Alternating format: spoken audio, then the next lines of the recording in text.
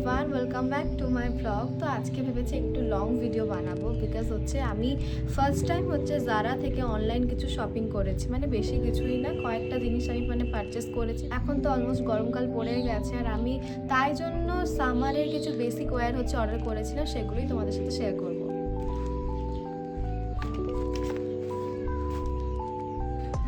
আর আমি একই টাইপের জিনিসই নিয়েছি, বাট 3টে ডিফারেন্ট কালারে নিয়েছি।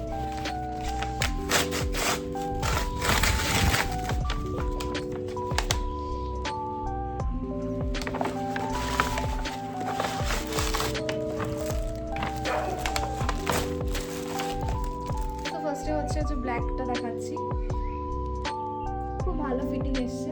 আর তোমাদের মনে হতেই পারে যে আমি হচ্ছে একই জিনিস কেন 3 রকম নিয়েছি।